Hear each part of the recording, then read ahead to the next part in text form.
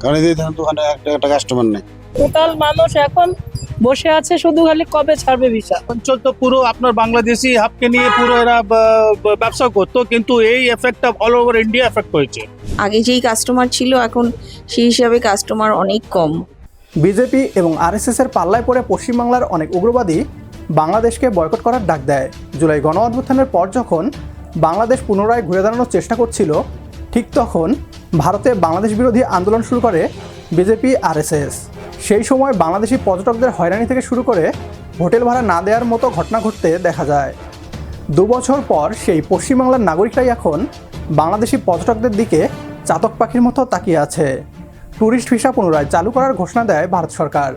এতে বাংলাদেশিরা তেমন উচ্ছ্বাসিত না হলেও আশায় বুক বাঁধছে পশ্চিমবাংলার ব্যবসায়ীরা। কী বলছে তারা, আসুন তা দেখি। 28শে জুন অর্থাৎ রবিবার থেকে বাংলাদেশি পর্যটকদের জন্য ফের চালু করা হচ্ছে ট্যুরিস্ট ভিসা ভারতের।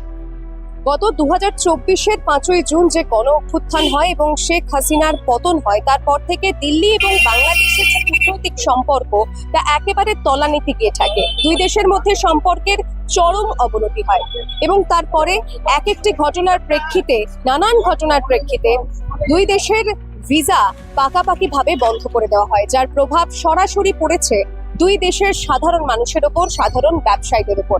আজ আমরা রয়েছি কলকাতার মার্কুই স্ট্রিটে, যেটি কিনা বাংলাদেশে যে পর্যটক যারা কলকাতায় আসেন তাদের একেবারে স্থায়ী এবং নিরাপদ ঠিকানা। সেই মার্কুই স্ট্রিটের মানুষজন কি বলছেন, সেখানকার ব্যবসায়ীরা কি বলছেন, তাদের ব্যবসায় কতটা প্রভাব পড়েছে এবং যারা টুরিস্টরাও রয়েছেন এখনো পর্যন্ত তারাই বা কি বলছেন, সবটা জানবো মার্কুই স্ট্রিট ঘুরে। আসুন আমার সঙ্গে।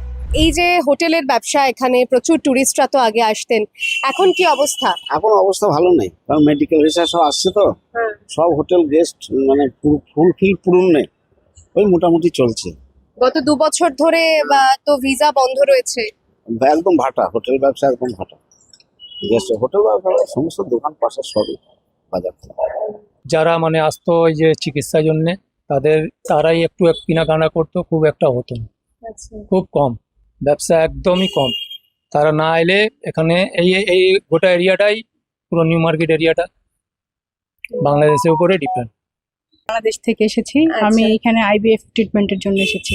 আচ্ছা আমি কলকাতায় অ্যাপোলো ফার্টিলিটিতে আইভিএফ ট্রিটমেন্ট করতেছি। আচ্ছা, তো মেডিকেল ভিসা নিয়ে এসেছেন, ট্যুরিস্ট ভিসা নিয়েও এর আগে এসেছেন নিশ্চয়ই? জি, আমি 2011 সাল থেকে কলকাতায় আসতেছি আর কি। আচ্ছা, টুরিস্ট ভিসা করে এর আগে আসছি, কিন্তু 2 বছর ধরে মেডিকেল ভিসা করে আসতেছি। এই দোকানে প্রচুর কসমেটিক্স, প্রচুর প্রোডাক্ট আমি দেখতে পাচ্ছি, ওষুধও রয়েছে। মূলত কি বাংলাদেশ থেকে যারা আসেন তারাই এখানে শপিং করেন? হ্যাঁ, একদমই বাংলাদেশ থেকে যারা আসে তারাই বেশি এখানে আমাদের কাস্টমার। লোকাল কাস্টমার খুবই কম, বাংলাদেশিরাই এখানে বেশি। আর এটা মেডিসিনই সব, ব্লুপ্রিন্ট ফার্মাসি এটা। এর সঙ্গে যা কসমেটিক কিছু রাখা হয়েছে, কিছু ব্র্যান্ডেড ভালো জিনিস রাখা হয়েছে, এই যা। আচ্ছা, তো এই যে গত 2 বছর ধরে ভিসা না পাওয়ার জন্য বাংলাদেশিরা আসতে পারছেন না, একটা ক্রাইসিস তৈরি হয়েছে, সেটা কি ব্যবসাতেও প্রভাব ফেলছে? সে তো অবশ্যই, আগে যেই কাস্টমার ছিল এখন সেই হিসাবে কাস্টমার অনেক কম। সেদিক দিয়ে তো আমরা নিশ্চয়ই খুবই খারাপ মার্কেট। ব্যাপারটা 2 বছর খুবই কঠিন, খুবই খারাপ কেটেছে। শুধু এই অঞ্চল নয়, এই অঞ্চল তো পুরো আপনার বাংলাদেশি হাবকে নিয়ে পুরো এরা ব্যবসা করতো, কিন্তু এই এফেক্টটা অল ওভার ইন্ডিয়া এফেক্ট হয়েছে। অল ওভার ইন্ডিয়া, শুধু আমি কলকাতা এই মার্কুই স্ট্রিটে, মুস্তাক আহমেদ স্ট্রিটের জন্য নয়, অল ওভার ইন্ডিয়া এটা এফেক্ট হয়েছে।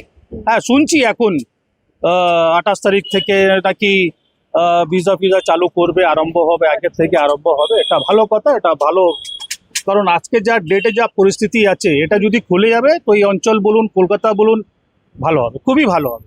अभी जैसे गवर्नमेंट ने वीज़ा इशू नहीं किया था तो लोग आ नहीं रहे थे, थोड़ा मार्केट डाउन था, बट अभी उन लोगों ने बोला है कि वो लोग वीज़ा इशू करेंगे। सो होपफुली आगे टूरिस्ट आए और बिजनेस चले।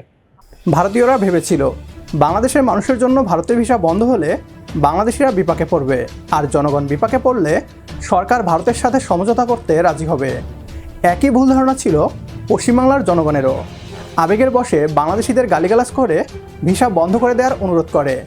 এ সব কিছুর প্রভাব বাংলাদেশের উপর পড়েনি, বরং পশ্চিমবাংলার অর্থনীতিকেই ডাউন করে দিয়েছে। এর ফলে 2 বছর পর এখন ভারত সরকার বাংলাদেশিদের জন্য ভিসা খুলে দিতে বাধ্য হয়েছে। নয়তো প্রধানমন্ত্রী তারেক রহমানের চীন সফর নিয়ে ক্ষুব্ধ ভারত বাংলাদেশিদের সুবিধা দিতে ভারতীয় ট্যুরিস্ট ভিসা নিশ্চয়ই খুলবে না। তবে বাংলাদেশিরা আগের মতো ভারত ভ্রমণ করবে কিনা এটাই এখন দেখার বিষয়। বাংলাদেশি ট্যাগ দিয়ে ভারতীয় মুসলমানদের উপর যেভাবে অত্যাচার করা হচ্ছে, তাতে ভারত এখন বাংলাদেশিদের জন্য নিরাপদ নয়, ভারত নয়। বাংলাদেশের অভ্যন্তরে ভ্রমণ করে দেশীয় পর্যটন শিল্পকে সমৃদ্ধ করুন সবাই। একমত হলে কমেন্ট বক্সে ইয়েস লিখে জানিয়ে দিন আমাদের। সেই সাথে ভিডিও শেয়ার করে দেখার সুযোগ করে দিন আপনার বন্ধুদের। পরবর্তী ভিডিও দেখার আমন্ত্রণ জানিয়ে বিদায় নিচ্ছি আজ। আল্লাহ হাফেজ।